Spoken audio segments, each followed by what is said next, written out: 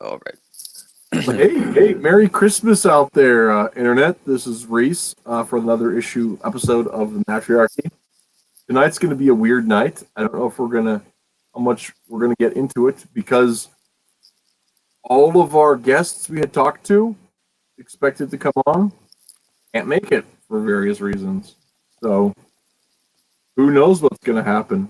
But I've got Carl Toons, Mr. Pencilman himself, joining me from the East Coast. How's it going, Carl?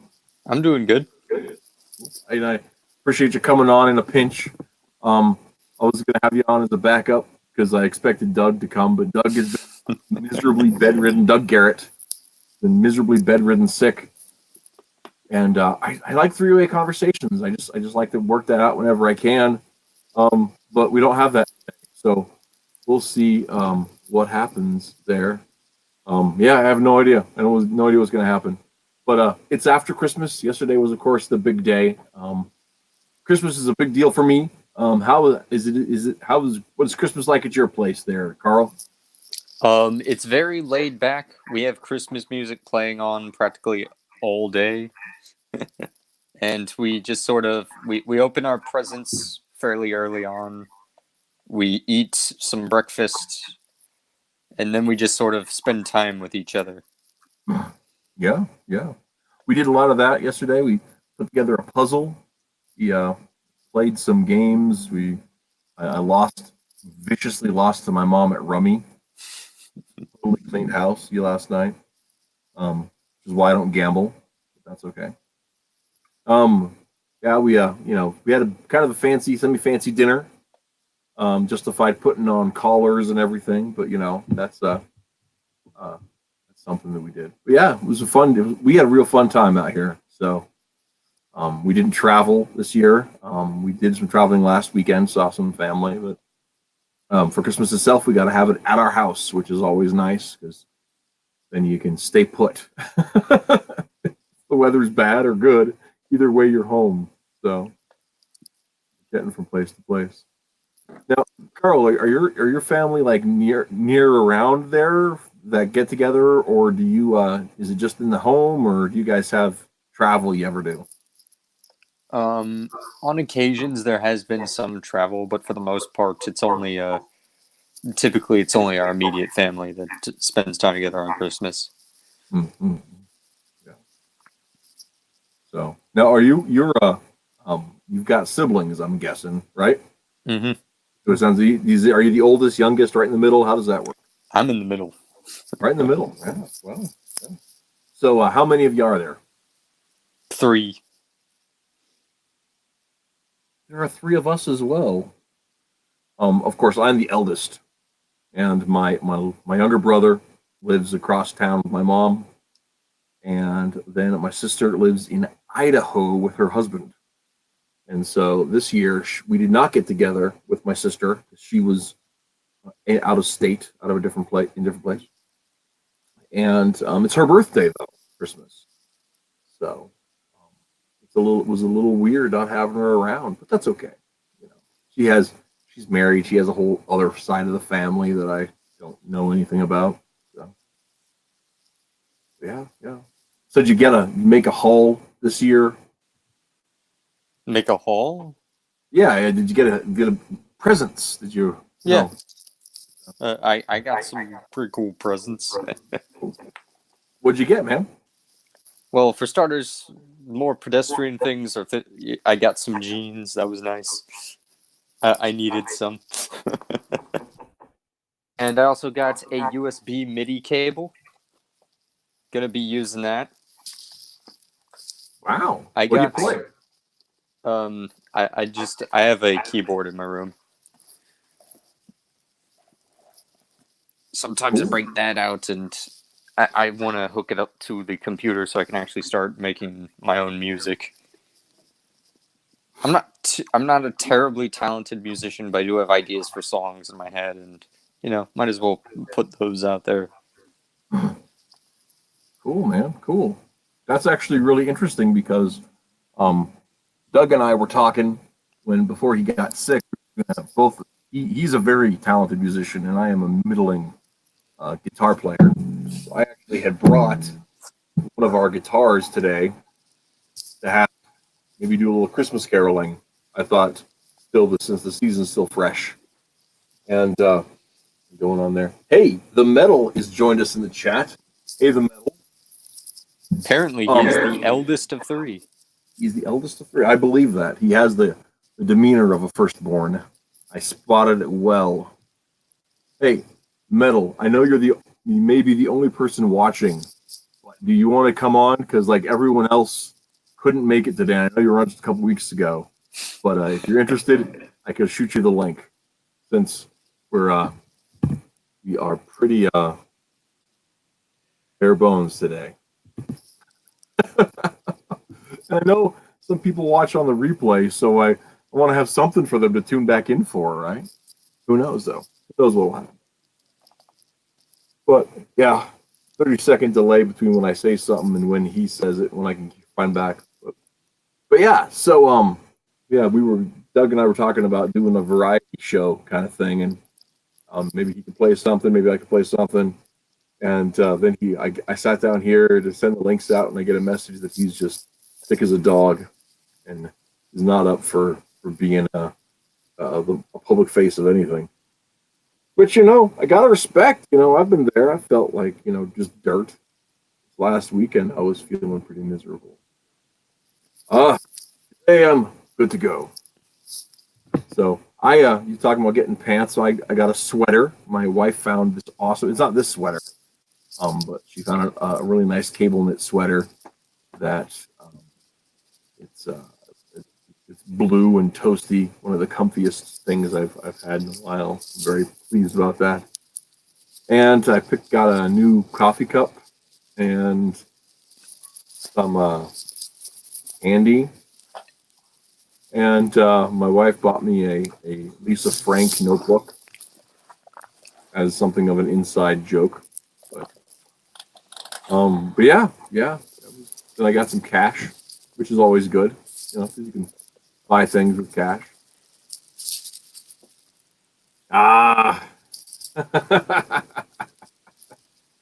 So I'll share this so you can see, Carl. Mel says, family's still crowding around from the holidays. It's loud in here outside the comfort of my headphones. So That's understandable. I respect that.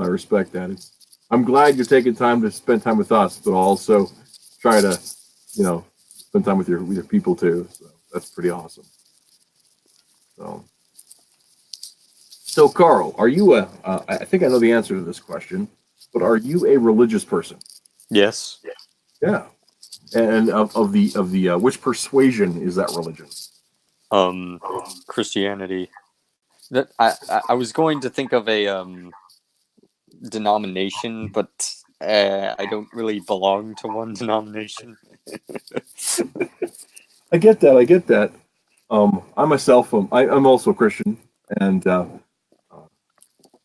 I also struggle with the denominational tag too, because if you get talking to some people, they're just like, "Well, do you subscribe to Reformed theology?" And I said, "Well, I'm Protestant, if that's what you mean, but I wouldn't say I agree with Luther on everything." But I was raised in the American Bible Church tradition, which is basically Baptist light, Baptist without the prohibition against alcohol, basically. Yeah. Well, I mean, in the Bible churches I grew up in were pretty teetotaling, by and large, or at least small t teetotaling, right? But a lot of that it had more to do with just that they didn't want to, they were independent churches, so they weren't like part of the Southern Baptist denomination, or didn't want to be subjected to the rules of something that they didn't have direct say in, kind of stuff. Sort of that there's a Venn diagram between congregational churches and Baptist churches. Right in the middle of there is the churches I always grew up in.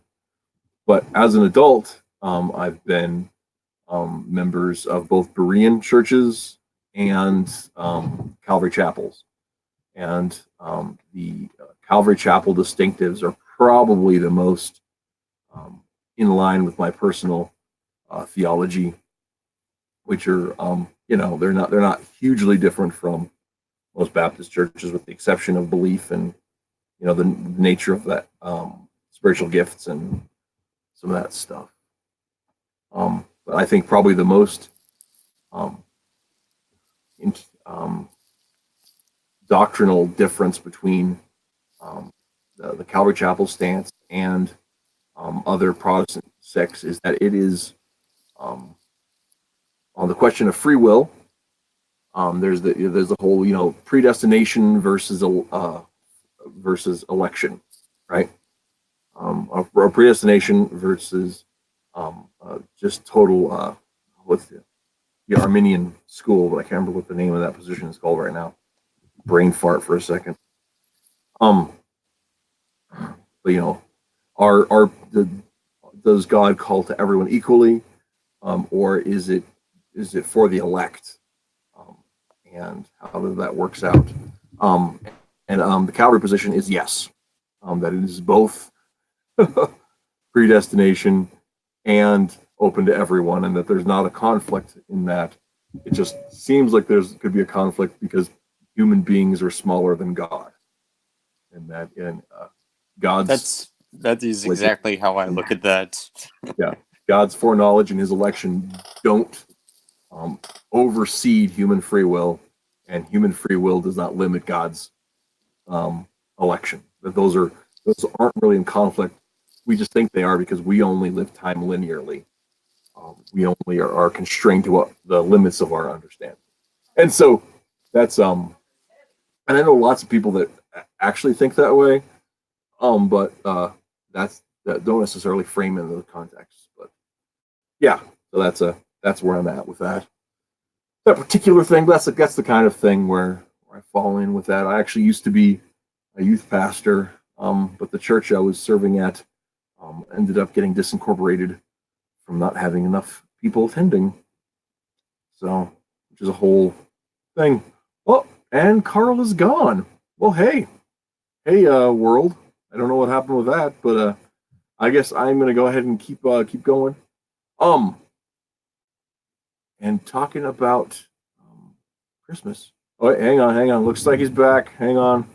Let's see if I can hide the rest of my on-site. Hey, Carl, you back? Sorry about that. That accidentally clicked on something and that sent me out of it.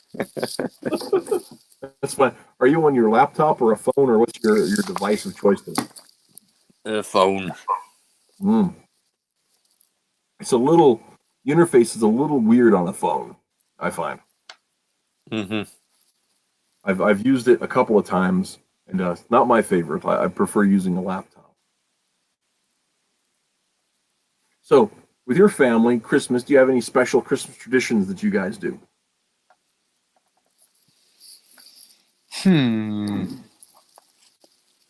Special Christmas tradition. Not necessarily, at least as far as I know, not really any different than anyone else does. Yeah, makes sense. That's the thing. We don't have. I wouldn't say we have any specific traditions, like things that we always do, but there's stuff we've done sometimes. We'll occasionally make wassail, the old cider punch, and which comes in both alcoholic and non-alcoholic varieties. So, so we'll do that. That's a little different. We try to do carol singing every year. This year, my wife, for the first time, made peanut brittle. She'd never done that. I had peanut brittle all the time growing up, and my wife had never made it before and decided to this year, and was very good. Speaking of making stuff, my wife had the funniest thing. So my brother has this fixation with meat. He thinks that like meat is I don't know how to explain it, but we played a very small prank on him, which is Amy made. She saw online how to do this or the idea for it, but she made Rice Krispie treats that were dyed red and in the shape of hamburger patties, and we handed him just a stack, this of these hamburger patties. And with that, we went and just said, "Here you go, Merry Christmas." And he's like, "What am I supposed to do with these?" And I say, "We said just eat them." And so he looks at it, thing. He's just like, "Why are you? What's going on with that?" He ends up wrapping it. And of course, seeing it's a Rice Krispie treat, and it's not heavy enough and all that other kind of stuff. But for about 30 seconds, he was just confused as all get out because we were providing him raw meat as a gift. Reminds me of something I got in my stocking. Raw meat? Not raw meat. It was you know those packaged meat bar thingies? Oh yeah, like jerky or sausage or whatever. It's not jerky necessarily. It's like meat that's sort of put in a. It's sold in a bar shape and it's packaged. They come. It's like smoked, right? Yeah, typically. Yeah, yeah. I got one of those in my stocking. Crazy. And that was really nice. Yeah, I have had those before at gas stations. They had the other day I was at one and they had a whole thing of bison that was a little like candy bar sized hunk of smoked bison. Like Yeah, that stuff is delicious. it is. It is pretty good. So, what kind of music are you wanting to make with your new MIDI cable?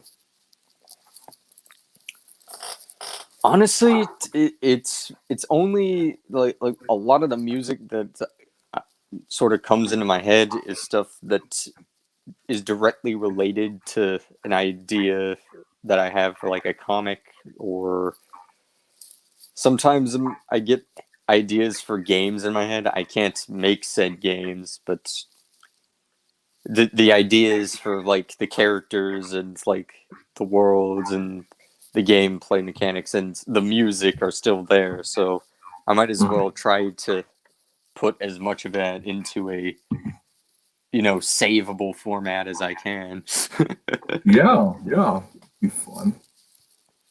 I have had a bunch of ideas for trying to make music relating to comics specifically. But I can play the odd tune, but I'm not particularly good at the songwriting. I've done a little bit of it. I wouldn't say I'm very good at it. So it's one of those things where it's just like I'm not sure it's entirely worth the trouble. You know what I mean? Or rather, it wouldn't be good for me to do it. Maybe find someone else that would be really good at that. And say, let's work on this together, and I come up with half an idea, and then you come up with a whole idea, and then we'll have an idea and a half. So, I know I've had this project I've wanted to do for a long time. My writing partner Chris Lawton and I years ago wrote a novella. What had happened was that our website forceofgoodandevil.net, the hosting on it had been like our hosting company. They had a product that was like a month to month rate or a year rate, and so we were paying the month to month rate, which was like $3 a month or something like that. And so he'd get 1 month, I'd get the next month, right back and forth. And then they went with just a year rate, and it was like something. It wasn't an exorbitant amount per year, but it was more than we had. Hey Neostar, how's it going? We're just keeping it low key today. Well, you'll see. We'll go through it. But anyway, back to the thing. We were keeping it. We didn't have the extra cash to put out $50, in one big chunk, or $60 or $70 or whatever the year price was.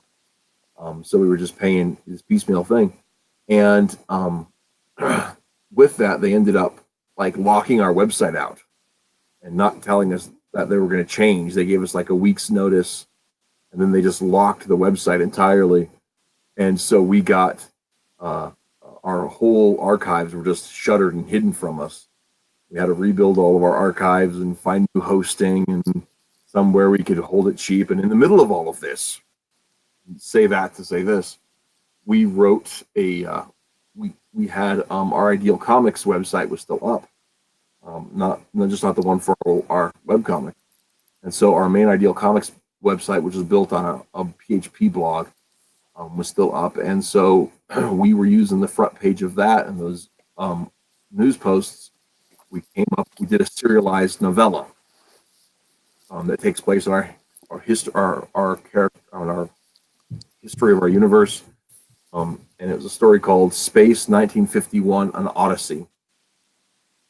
And with it, it was a story of our hero, Golden Rapid, our golden age speedster alien, who gets called back to his home world from Earth, because there's some sort of terrible catastrophe going on. And so he gets in his rocket ship and rockets into space and goes to try to return home.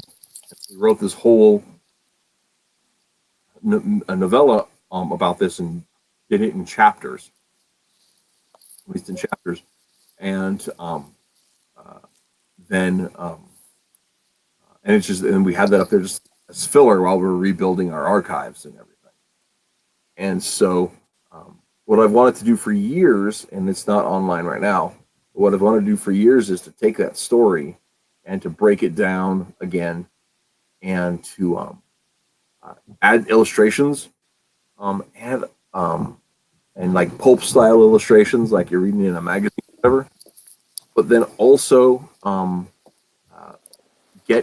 have this idea for like a space opera, like soundtrack to go with it. Make it really cool things. You can listen to the album while you were reading the novella, kind of a thing. And that's what I'd love to do.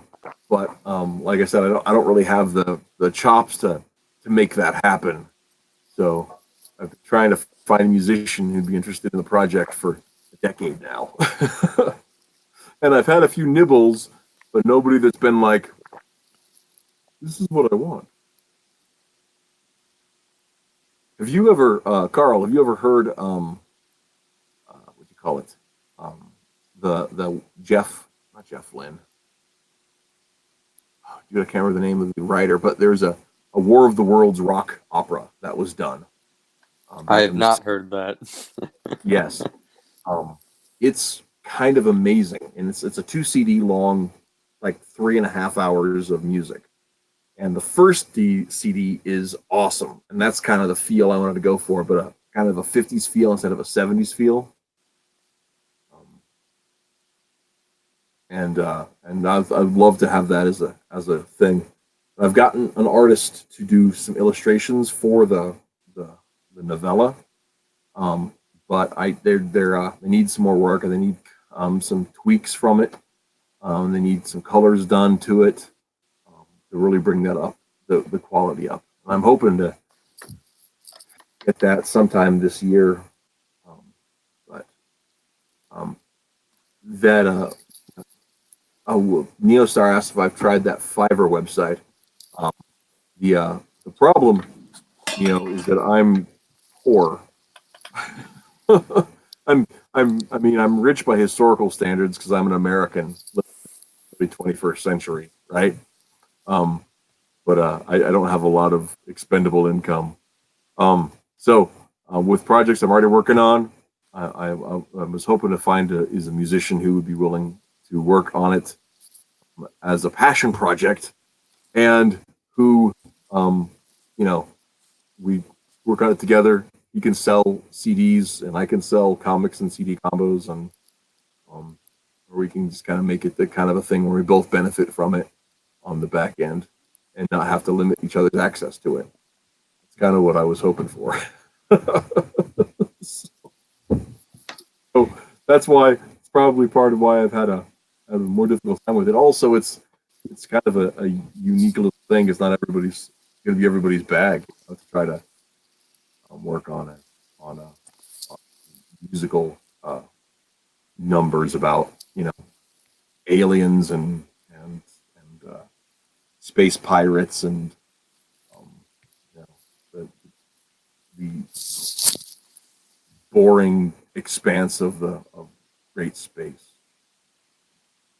But yeah, that's been a hope, maybe a feeble hope. We'll have to see. The Metal did comment earlier, said I finished writing a novel.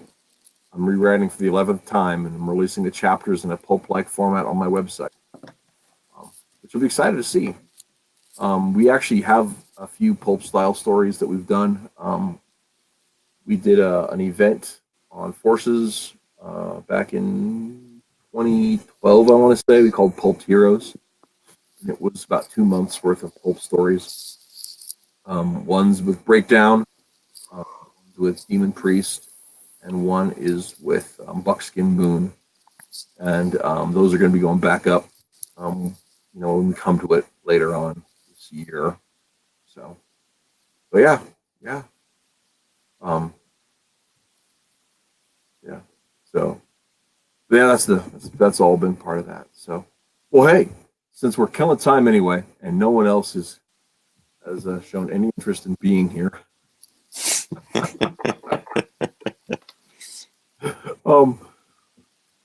I am going to go. I think I'm going to go ahead and do a song and see how terribly I do, because I'm not sure I'm prepared for that.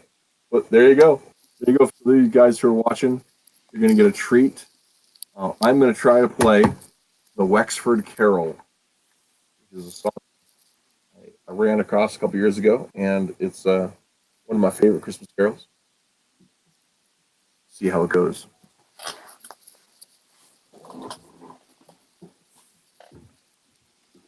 Ooh, hey, Neil Star says, personally, I'd love to find a music artist that can do reggae or electro swing. You're not kidding. Those are some good stuff, man. I better check my tuning.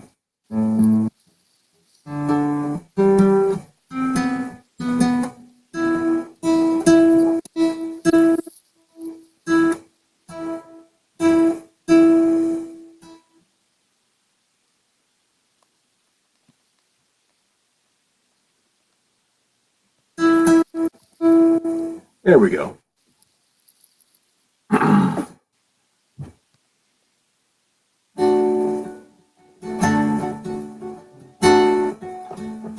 Good people all this Christmas time, consider well and bear in mind how our good God for us has done in sending his beloved Son. With Mary holy we should pray to God with love this Christmas day.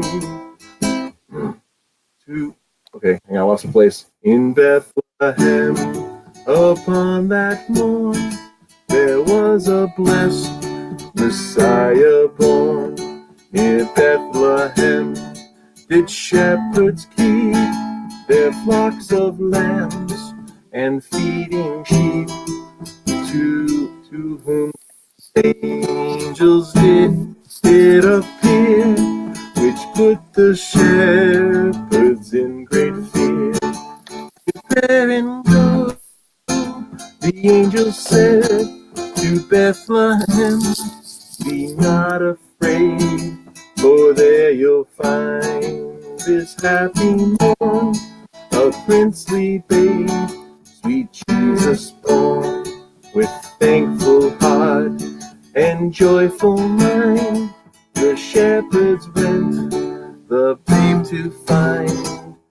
And God's angel had foretold, they did our Savior Christ behold, within a manger. Yeah, whoops, lost my place again. Within a manger he was laid, and by his side the Virgin Maid.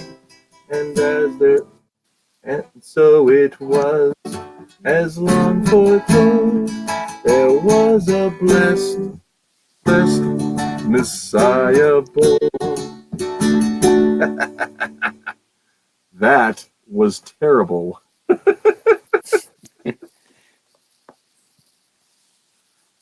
Yeah, I should have practiced more.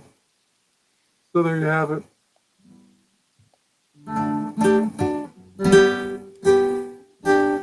So you play keyboards there, Carl? How long you been doing?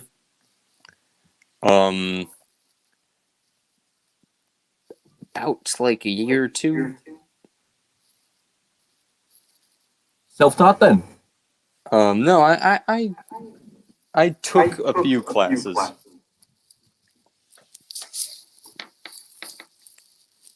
but aside from that, yeah, took some classes and did my own thing on the side. Yep, yep, yep. Yeah, I learned to play guitar. I tried teaching myself back in my early 20s, and I just never really couldn't get the hang of it.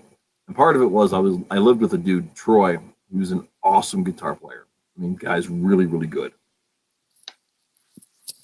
He's a little better than small town good. You know what I mean? Right? Um, Hmm. and but with it, it was really it was a great guitar player. And I was just um,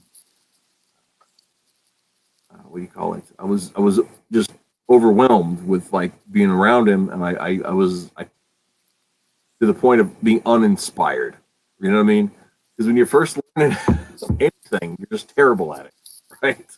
Especially musically, whenever you're learning something, and as I just demonstrated, even after playing for a decade, it can still be pretty bad. But when you first learn something, you're just terrible at it. And so I kind of put the guitar away for 10 years, and when I started going to the Calvary Chapel, the pastor's wife was wanting some extra help on because it was a real small church. Um, she was wanting some help on the mission on the worship team, so she was offering free guitar lessons as long as you commit to when you're good enough to play, you play. I was like, okay. So I got free guitar lessons for church songs, and I ended up playing there for quite a while, probably almost 10 years, probably. Not quite, but something like that. So yeah, and but this one I've been playing for a while. With mixed levels of skill, but and I don't keep it up as often as maybe I ought to. But yeah. So this year, let's talk a little bit about year in repose. Carl, how was your 28-19, man? It was pretty good. Anything particularly that you went through that was notable that you'd like to memorialize here on the Mattriarchy? Well, 2019 was when I really started talking with Matt the Younger, and we started like talking a lot more. We started visited like he came down here on a few occasions. We met up. It was That's also it was also at something that stood out about this year is that I continued working on Holgrave, but I did a lot more for it than I thought I would in a year. you've got a pretty prodigious speed. Your output is pretty reasonable, man. Yeah,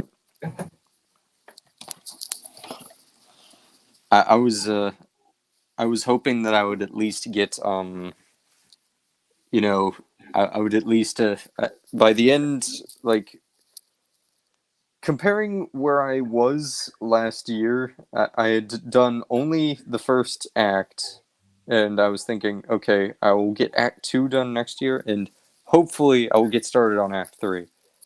At this point, I am at the fourth act. I'm at the fourth act or chapter, and I've passed both 2 and 3. Yeah, yeah, for sure, man. It's a heck of a fun story. I don't know if you guys, Metal and Neo, I don't know if you guys have taken time to read Hullgrave, but you should.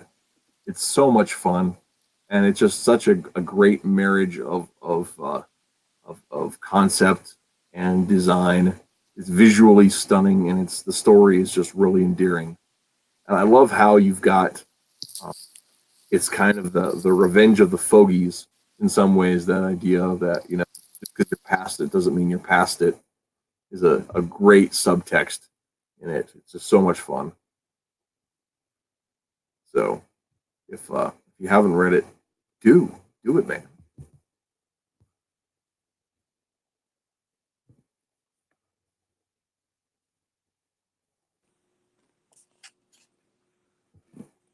But yeah, yeah. So both Neo and Metal mentioned they were in choir day when they were younger, and I also sang in choir and I took voice and stuff, but I didn't really start instruments until I was out of the house.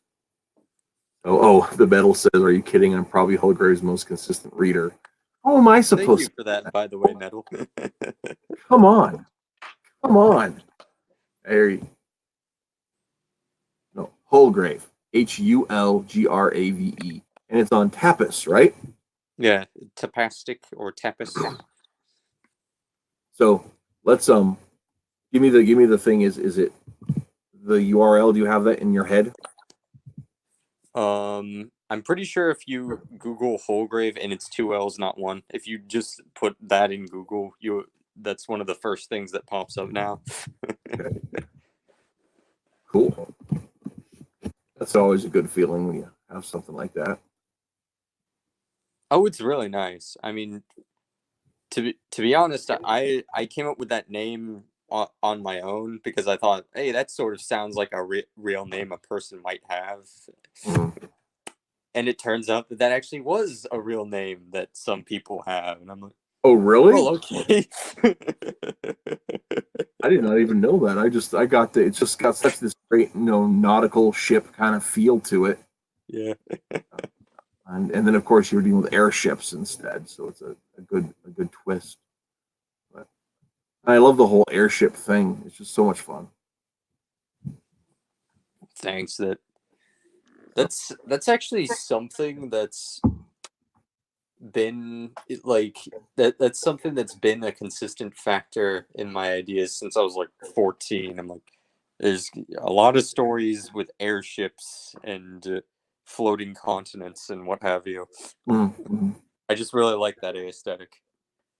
Yeah, there's something about that whole lighter than air travel, or even like even the fixed wing stuff in like Porco Rossi. That's just extra fun because of that element. So hey, Oh Neil, yeah, I love Porco Rosso. That's probably one of my yeah, favorite Ghibli movies aside from Nausicaa. yeah. I've not seen Nausicaa. Um, That one is really good. yeah, yeah. I've seen Howl's Moving Castle and Secret World of Arietti and My Friend Totoro and a couple of others and Rosso and yeah, I can't think of the other ones. But Neo says he did find Holgrave, so awesome. Definitely an excellent read. One of the best things you'll do with your afternoon. And it's not even the only story that's going to take place in this universe I've created for it. Yeah, yeah, for sure. Carl's talked a little bit on the stream before about the complexity of the world he's got going on there. Fun of all that stuff going on there. It's real awesome. So, and I know a little bit about complex universes if you've ever taken the time to read Forces, um, which is ridiculously long. But and so speaking of Forces, do you have any questions? Because I know I have plans for next year, but do you have anything next year you've got coming up that you're excited about? 2020 is the year for. Well, I am planning on reaching the end of the story for Holgrave because the thing about Holgrave is that it was never meant to be a really long on-running series. I wanted it to sort of be a limited story with a definite beginning, middle, and end. And I'm thinking that this year is going to be the year I carry all of the chapters out to the very end. Mm. And that's going to be fun because I got some crazy stuff planned for that ending. which is exciting. I'm excited to see how that turns out. And I mean, and I think you're right that just having a solid ending to it. I think that's important. I think sometimes people don't go into a story with knowing what the end is. I think that kind of throws them off. Even Forces has a definitive end in store for it, but it's we're actually probably going to put we're uploading Forces right now. Our archives, we're uploading those on the new site. And once that's done, we're actually going to be putting a hiatus on the webcomic part of it for while we're working on some other projects. One of which is actually a Forces spin-off called I've Been to Hell. And it's the story of Chad and Greg going with Demon Priest to his grandfather's home in False Hell for spring break. And it's a little in our universe, there's a pocket dimension that they call hell that isn't really hell. And it's a place where some of the demons and fallen angels have set up his home. It's over the years molded itself into a Nightmare Before Christmas type of suburb where wackiness will ensue. So we're going to be releasing that as a print comic.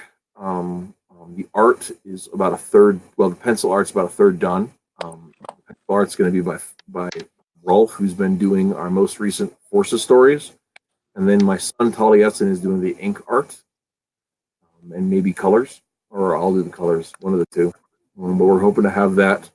I don't know that we're going to crowdfund for it. I think we might just do direct sales when we get our, because we're hoping to in the first quarter get a storefront set up on our idealcomics.net site, so you can actually sell products directly to the fine consumers out there.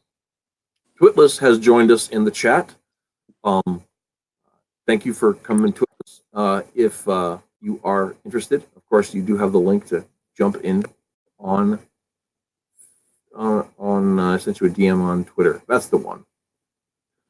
Twitless is also the writer of Super Schooled, another comic similar premise to Forces with kids in superhero and supervillain high schools, but they're very different characters. It's a fun thing. He's got a fun little thing going there. And I love to talk. It's interesting how, while it's not an extremely common trope, the concept of a superhero high school has been used a lot more times in media than I thought it would be used. Yeah.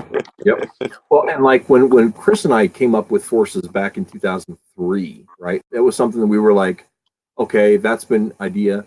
Superhero high school has been used in X-Men. It's been used in a few other little things like that.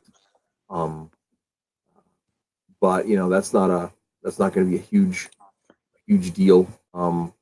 Let's go ahead and run with it. And I've never heard of a supervillain school. Turns out there have been in some things, but it was one of those things where we just kind of ran with it. And there are a bunch of projects that have that premise. And so it's one of those things where when we first started getting Forces on web, people would start talking about it, trying to get marketing back in 06 for it. People are like, oh, so it's like a Sky High, the Disney movie. And I'm like, no, it's not like Sky High.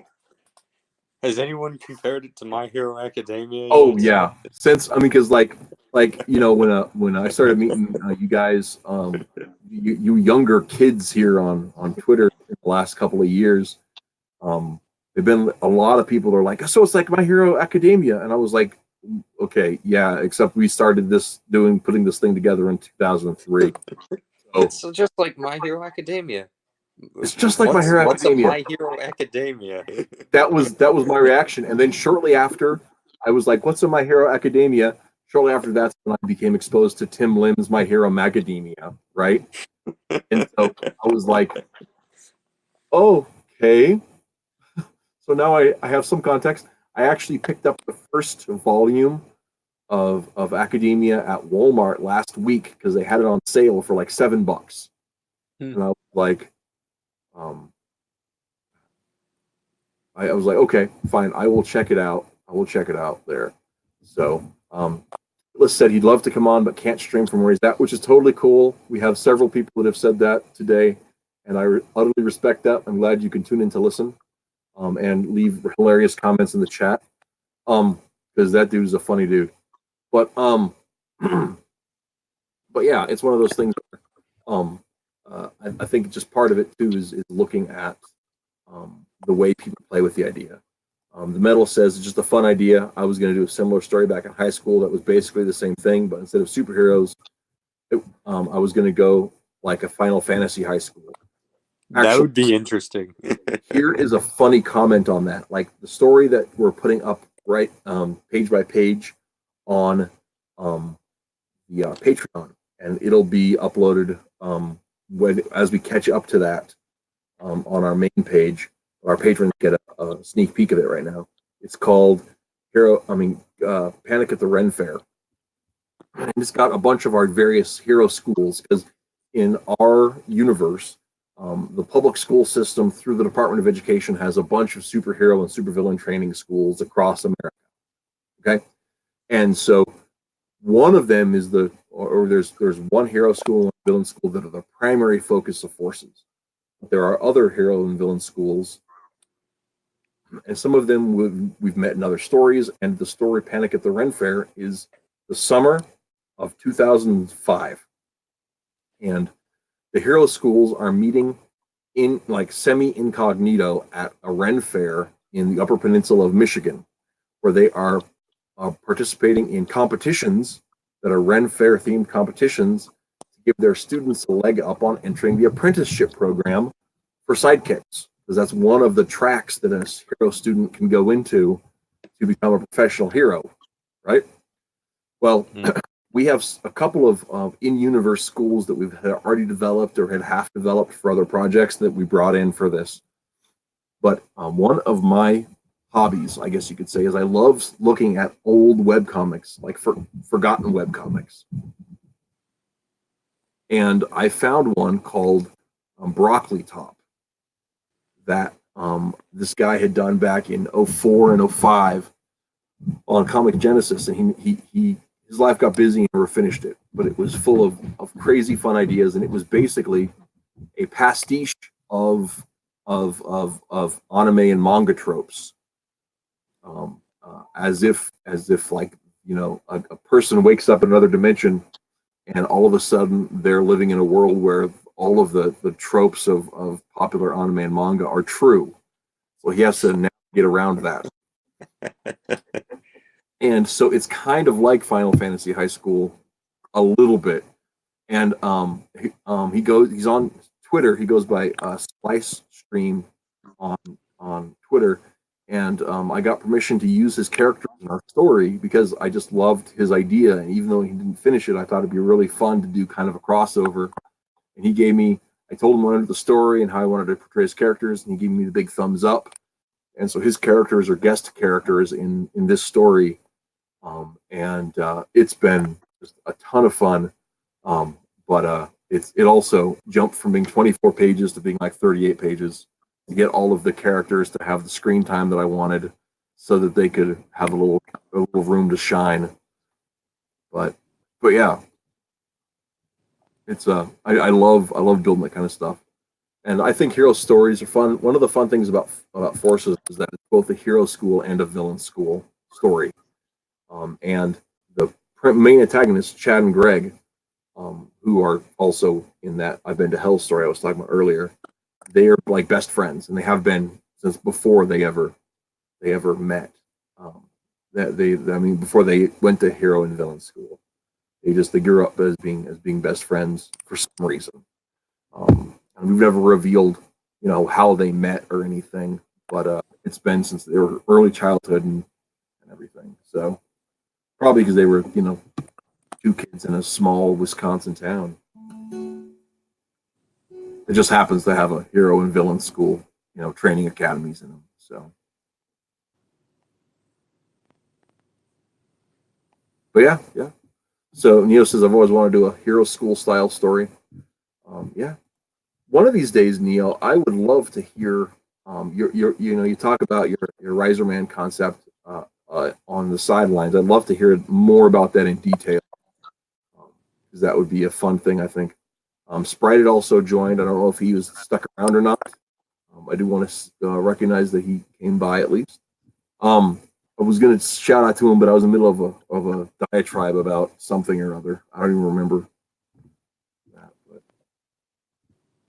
but yeah. So, as to Twitless's comment, Howl's moving castle sounds like someone I dated. I don't know what that means. Earlier, but one of the things that I have found the most this is a crazy little note. This is silliness, right? So Howl Moving Castle is an adaptation of a novel. I haven't read the novel, but in the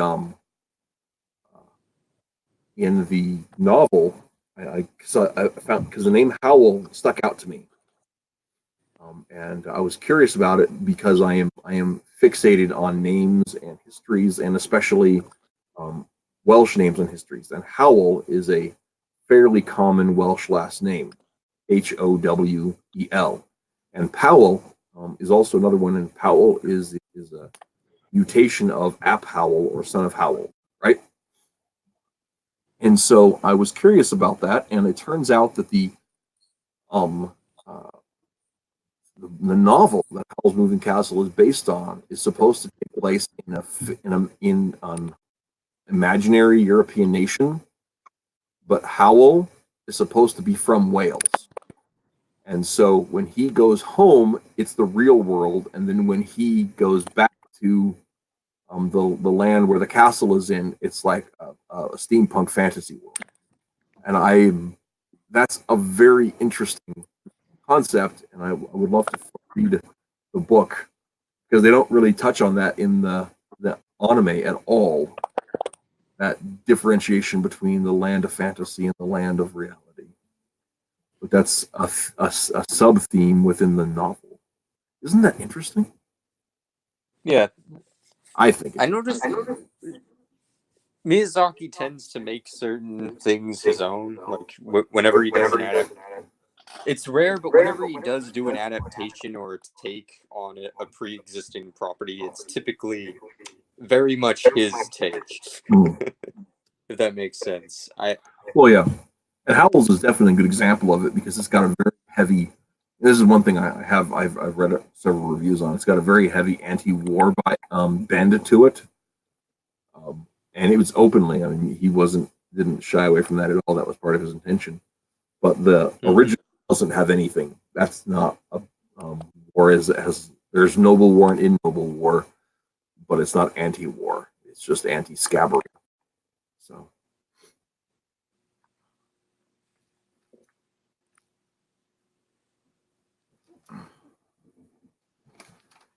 So I'm thinking I want to fill some time with another song. I don't know what one to do.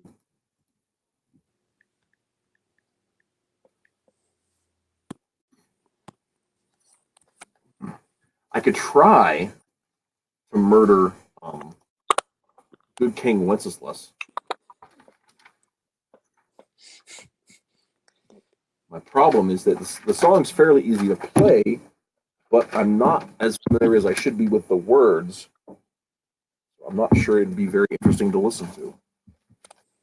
But it's one of my favorite songs. Or I could try It Came Upon a Midnight Clear, which I think I'm a little more familiar with. Man, I did not practice as well as I should have. Hey, Lorenzo Sleestack has joined the chat. How's it going? Oh, Twitless just accused us of becoming a weeb stream, which I suppose that's fair. We just spent 15 minutes discussing Miyazaki movies. So, if you think Miyazaki's weeb stuff, you have not seen the depths of weeb. well, I'm just saying it's an entry. It's like an entry drug, right? Yeah, it's an entryway drug. Next thing you know, you're reading your comics backwards, and who knows what else. Same thing with Pokemon. It's that gateway drug. So my wife and son, my youngest son's 16. He is pretty fascinated with all stuff Japanese. Um and which is just fine. Um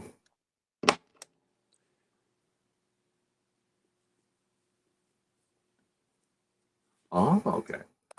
Side note, I had not missed this earlier before I get onto this.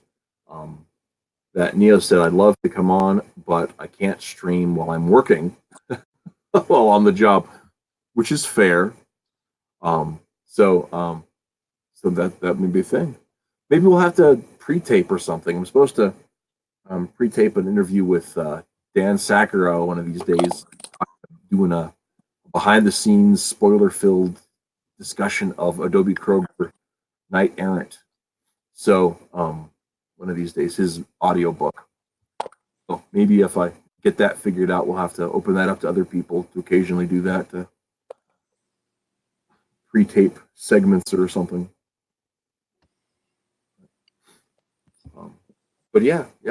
No, my back to my son. He's always loved the Japanese animation and that kind of stuff, and they'll check out manga that I've never heard of from the library, and I try to ask them about them because I want to be the involved dad, and they're just like, doesn't matter. Just go back to your American comics, old man. And they're nicer than that. I'm kidding.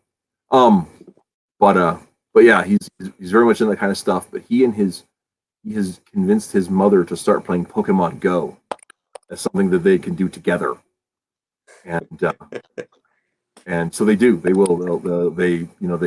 They go on walks and they collect their Pokemon. And we've got a stop like a block from my house, so they'll pop out a couple times a day and collect balls. And I've ended up learning where a bunch of the stops are. And so we'll, when we're going to the store, sometimes we'll take the long way to get to the store to collect up on things or to find where the rare Pokemon in our town spawn and all that kind of stuff.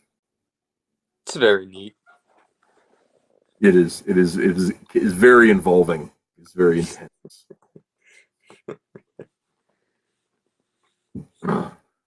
Okay, so we're going to try Camp on Midnight Clear and see how terrible it is. It came upon a midnight clear, that glorious song of old, from angels bending near the earth to touch their hearts of gold. Peace on the earth, goodwill to men, from heaven's all gracious King. The world in solemn stillness lay, to hear the angels sing. That was not terrible, but I don't want to do all 5 verses.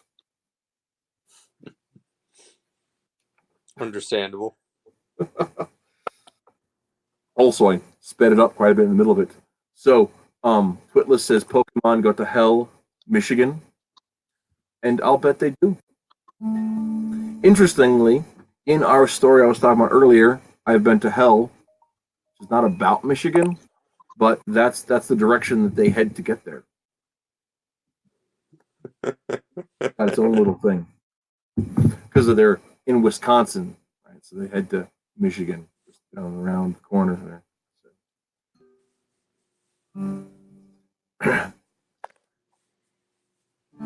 So when you were coming up with the universe that Hellgrave is in there, were there any particular parts of the real world you use as inspiration for that? Honestly, I just used the world at large and in general as inspiration. But in the very particular part of that universe that Holgrave takes place in, Very much American, especially places like Nevada. When we were coming up with forces, we wanted to find something that wasn't Nebraska, but that still spoke to the rural experience, right? Something that was close to being city, but was still kind of not. Something that could have that small town kind of feel to it. And so we went through and trying to pick out somewhere in the middle of the country, kind of give it that thing. And both Chris and I are big fans of Mystery Science Theater. And so, of course, I don't know if you knew this, if you're familiar with that property at all, but Mike Nelson from Wisconsin. And so that was kind of the reason we went with Wisconsin. I've got a bunch of family from Minnesota. Chris has spent some time in Indiana, and so we kind of know the area a bit. And it felt like something that would really fit with where we wanted our characters to the space he wanted them to exist within. That kind of forgotten part that's still, on the way to somewhere. Because that's one thing about Scotts Bluff is itself, it's kind of a nothing, but it's constantly on the way to other places. We were on our way to Oregon for the Oregon Trail. We were on our way to California for the California Trail. We were on our way to Utah for the Mormon Trail. There's a lot, but there's a percentage of the population whose ancestors just didn't get farther than Scotts Bluff, or the territory. The town was incorporated until the 1893, I think.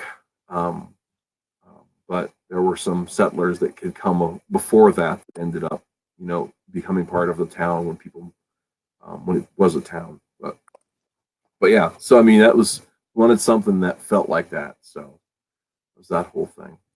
But yeah. So that was part of our inspiration process. That's what I have to say on the subject. I feel like I should have a good segue into something else. Oh, the metal says I just go wherever I want, whenever I want. Freedom. Well, that's America. You can do that.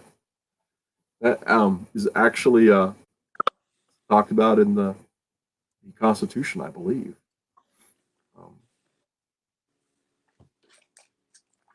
The idea that commerce between the states is not to be infringed by.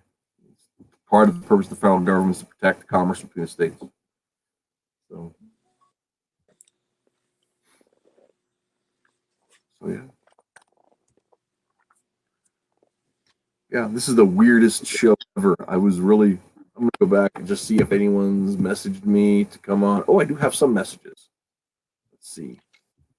Twitless, I should be available for the next one though. Oh, okay. So, Twitless, here's the thing. I don't know, like, if next week's gonna work, and I hate to be that way because I've been wanting to have you on for like a year. But I'm just gonna put it out here for the world. Next week is the 50th installment of the Mattriarchy. If you can believe that. And so, with it, I wanted to have we've got some people in our Mattriarchy Discord server who have they're huge Bionicle fans, and I have been talking. I never really considered anything about the series. I'm too old to have appreciated it as a young person, and I didn't really see the appeal of it. And they were talking about the complexity of the mythology and everything else. And I was like, you guys are real passionate about this. You should come on the show and talk about it. 2020 is like the 20th year anniversary or something of the property. And so people, there's a whole thing. So I've invited some people. If I've invited some people on to talk about it, and that I wanted to do a Mattriarchy anniversary show with these people from our chat, and from our Discord, who are just regular contributors and are really active and are have really interesting things to say, and as a thanks for sticking with us for 50 things, and stuff. So That being said, I don't know if so I don't know if next week will work for having you on Twitless or not. So we may have to figure something out. Anyway, Depends entirely on whether or not he appreciates the profound lore of Bionicle. that's true. If he's a huge Bionicle fan, then maybe we could twofer it. That might work out really well. But yeah. So and yeah, Neostar Bionicle. So and if you yourself for you want to tune in to hear it out because I know nothing about it. So I've not gone and researched it at all. So I'm gonna have all sorts of questions to keep our panel talking about it for a while. Um, Metal also says it's my constitutional right to travel between all spaces and realms without being impaired. Um, only the Constitution can only protect you in America. So beyond that's a different thing. Um, Twitless says if the Dakotaverse is a thing, the Nebraskaverse can be a thing. Um, so one of the interesting things about that is we are working a kind of Nebraskaverse into Escher's world, our Ideal Comics universe. In that one of the Nebraska-based webcomickers he's been on before, Matt Johnson, his comic Cortland is very Nebraska heavy, and I'm actually borrowing some elements of that with his permission. We've talked about it; he's cool with it, and incorporating some of his lore has already been incorporated into Escher's world, and some more of it will be in the next couple of years. So that is kind of a thing. And so yeah, more news on that in a few weeks, guys. For some of that, Metal. If you said you used to collect Bionicles, um, if you are interested in coming on, you've been a regular contributor to the show. Feel free to hit me up a message, and we will make sure you're on the panel for next week.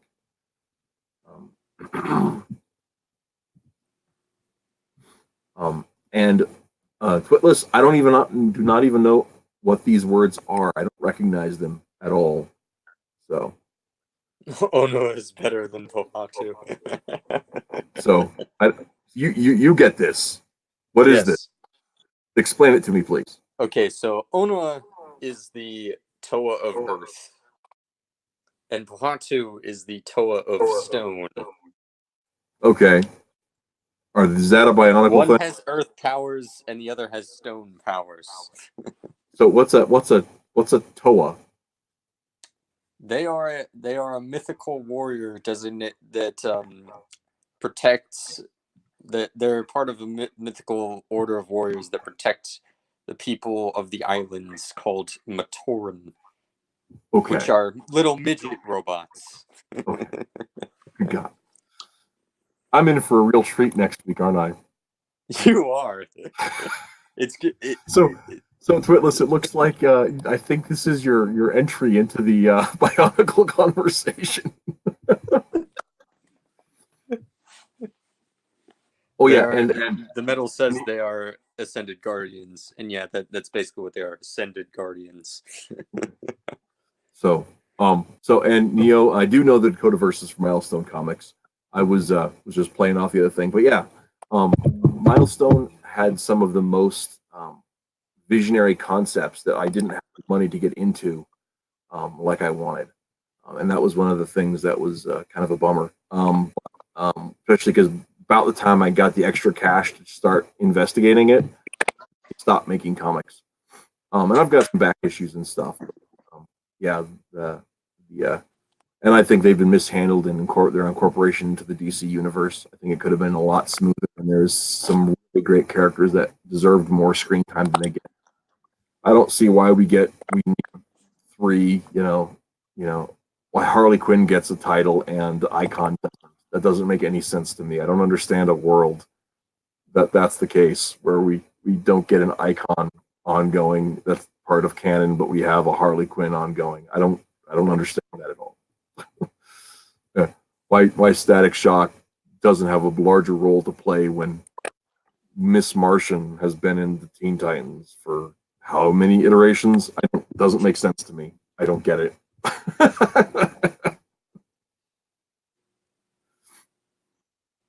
At all. I just don't. I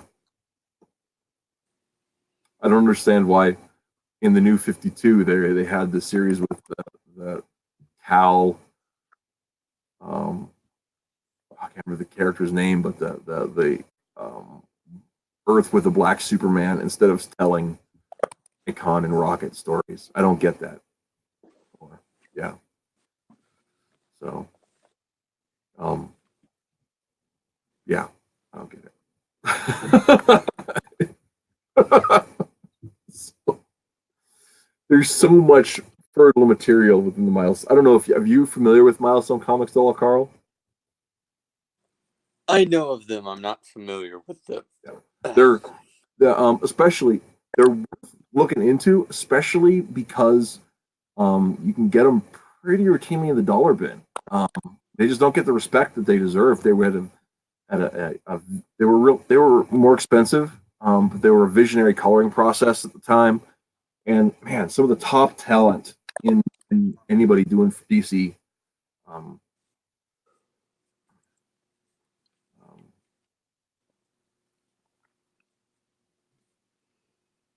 That was a whole thing.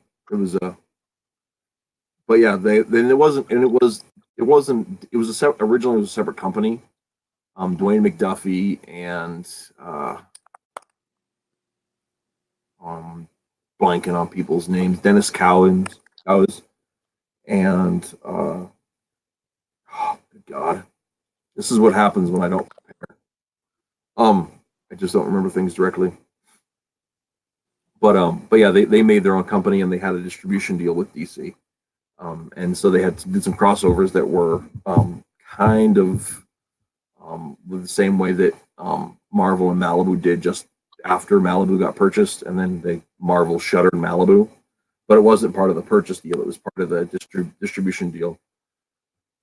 But they just didn't had a hard time getting the selling enough units through distribution to justify the deal, and they ended up selling to DC, and that was kind of that. But they weren't. It was the whole thing. But and I'm not going to comment up on the thing, Twitless. I do remember when they became part of it. I do not remember how about any probing of Shadow Thief. I don't recall that. I must have missed that issue. So, yeah, but yeah, it's a whole thing, and yeah. So the fun thing I think one of the funnest things I think about the Milestone stories was that they played on stereotypes, but they didn't leave them there, right?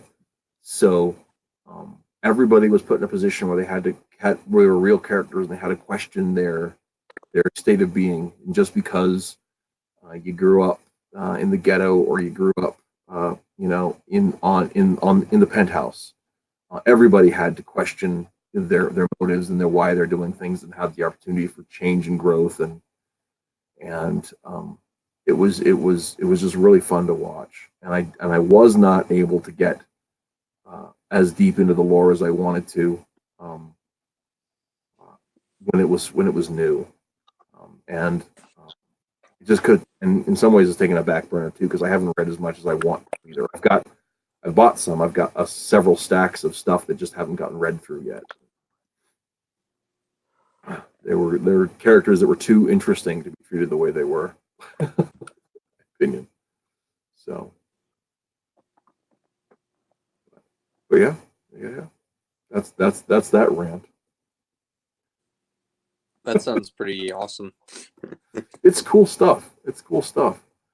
And McDuffie went on to work on after they ended before this they sold DC, but after they stopped publishing, I think he ended up working for DC Entertainment and being one of the writer producers on the Justice League and the Justice League Unlimited TV series. along with Bruce Timm, and he was really involved in that. And I think he even did a couple of runs on Justice League main canon stuff. But then I am trying to remember, he died early. He had something happen. I think it might have been cancer or something. But I mean, when I say early, I mean he was grown, but I don't think he was much older than I am now when he passed. Um, and I think I'm too young to just die. you know, uh, I'm solidly middle aged, but I'm middle aged. I've got some time left on average, But I don't think he was much older than I am now when he passed away. Wayne McDuffie. Hmm. And, man, he was just one of those visionary creators. So It's crazy to see certain creators die fairly young or younger than you'd expect them to. mhm. Yeah, it's a wild thing. I mean, we don't have today guaranteed to us, right? And that's just we have to do what we can, what we have, and we never know if we're really going to make it beyond whatever. I know for a long time that was a big bother to me because I have all these grand. You and I've talked about it before. I have all these grandiose visions for stories and concepts, and I really like to believe that I'm writing stories that matter, that mean something, that have the potential to not just entertain, but to make people think and dream. And um, oh yeah, that's a really good point. I almost forgot that.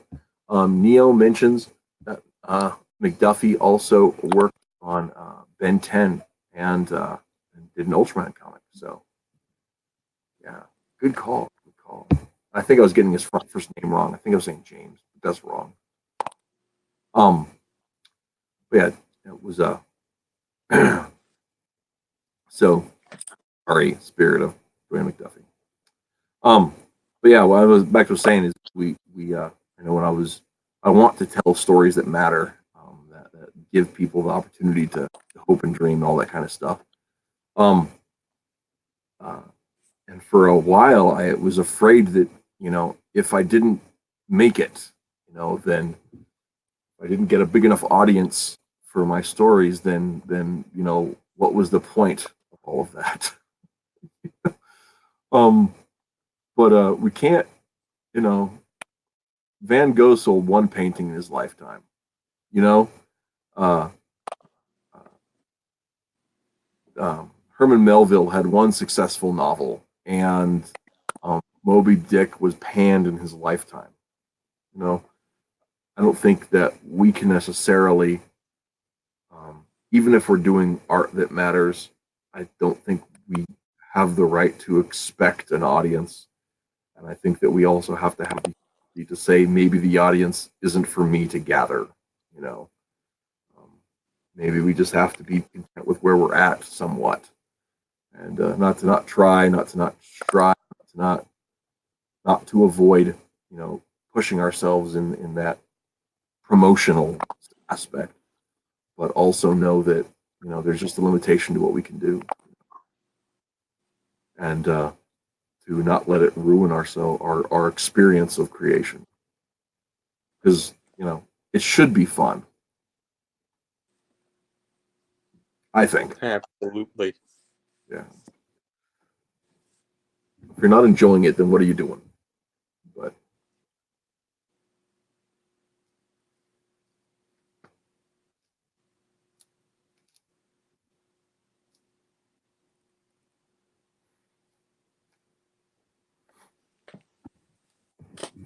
well, I'm gonna see.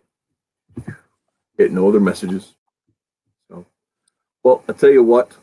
Um, I'm gonna go ahead and for you guys who've tuned in, I really appreciate it. And hopefully this has been enjoyable. It's been a weird stream, but mostly me yelling at Carl. Um, so I'm thinking maybe I'll do one more song and then call it a day. So before I do that, Carl, do you have anything that you really? What are you know? I had asked about next year, and you mentioned you were looking forward to finishing Hullgrave. Are there other things that you're interested in for next year before we go to the song? Yes, I do have plans for other stories and whatnot. Anything you want to share?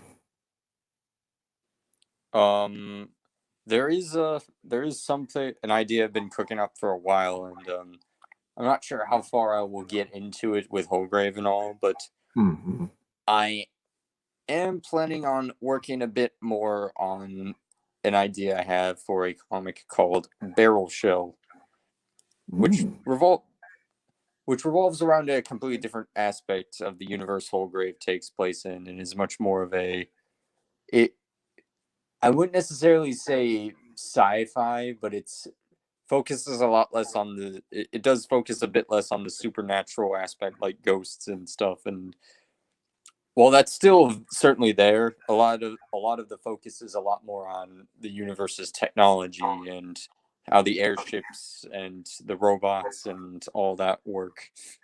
Now, you have shared. I think I'm gonna, if I'm guessing this right, you've shared some of your production art from that, Yes, right?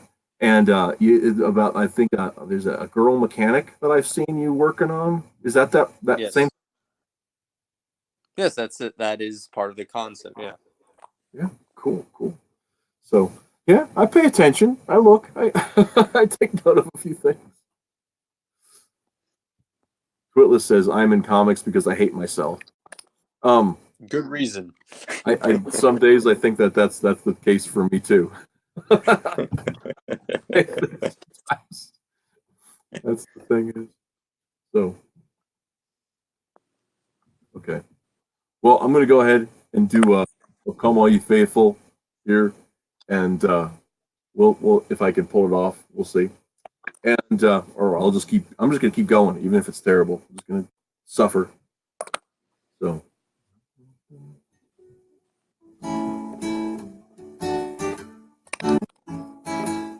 O come, all ye faithful, joyful and triumphant. O come ye to Bethlehem.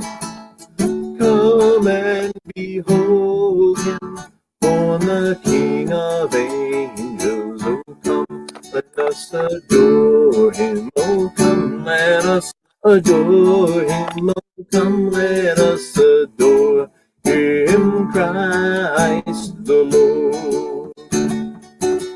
Sing choirs of angels, sing in exultation. Oh, sing all ye citizens of heaven above. Glory to God, glory in the highest. Oh, come, let us adore. Oh, come, let us adore him. Oh, come, let us adore him, Christ the Lord. Oh, sing, oh, yea, Lord, we greet Thee. on this happy morning. Oh, Jesus, to thee, oh, we give word of the Father, now in flesh appearing. Let us adore him. Oh, come, let us adore him. Oh, come, let us adore him, Christ the Lord.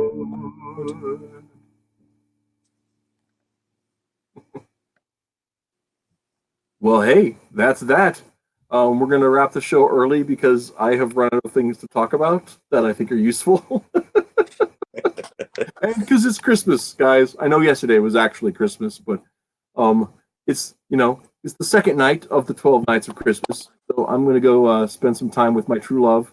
And you guys have a great night. Carl, thanks for coming in. Guys in the chat, thanks for tuning in. I really appreciate that. Um, we'll a couple of comments here. Neo says I originally wanted to be a cartoonist or animator. Um, I think I think a lot of people get into art for similar reasons. And Metal said I originally wanted to be a vigilante hero. That was on my list. Also a valid desire. That was actually on my list when I was 11. Like seriously, I started studying detective work and police procedures and all that kind of stuff. It didn't stay at the top of my list for a long time, but that was on my list. So, but yeah, thanks so much for tuning in, guys. Next week is the 50th show.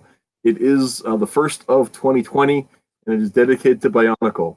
If you guys in the chat are interested in coming on for that reason, or just to hear me ask questions and look like a buffoon, because I know that's going to happen, because I know nothing about Bionicle except what I learned today. Then we were gonna. It's gonna be. I think it's gonna be fun, man. And the best part is what you've learned today is hardly even scratching the surface. So, but it's the 50. It's the big 50 show, and so we are. I am excited to see how that all goes. And it's been a crazy. It's been a little more than a year, but it's been a crazy turnaround, and I have appreciated the chance to be up here and to do my little metaphorical song and dance. And today I did some actual singing, so that was different. But only half metaphorical. What? So it's only half metaphorical. Oh yeah. It's normally a metaphorical, but today there was some real singing. But that's, for those of you who hated it, it won't be a routine part of the show. Although maybe if this year we get around St. Patrick's Day, I'll pull out some of my Irish tunes and we'll see what happens. But anyway, we're gonna call it. New Forces story coming up tomorrow, and we'll be working hopefully. If you are interested in signing up to the Ideal Comics Patreon and supporting the production of real, genuine new comics, feel free. We've got exclusive content that's available on there. First look at our character bios as we make them. First look at forces, and there'll be exclusive comics in 2020 coming from Barry Tetz as well, who's working on some solo stuff that is in the universe. So, yeah, patreon.com/ideal_comics. For as little as $1 a month, that can be yours. We are also going to be redoing the levels this year, because it's just not quite where I want them. So yeah, Carl also. Carl's does Hullgrave. You should be reading it. If you are not, this is how it's spelled. Look it up on Google. And while you're at it, go check out forceofgoodandevil.net tomorrow, probably noon, for the new story coming out. So yeah. And break. We're gonna call it a night. Have a good one, guys. See you all. Bye.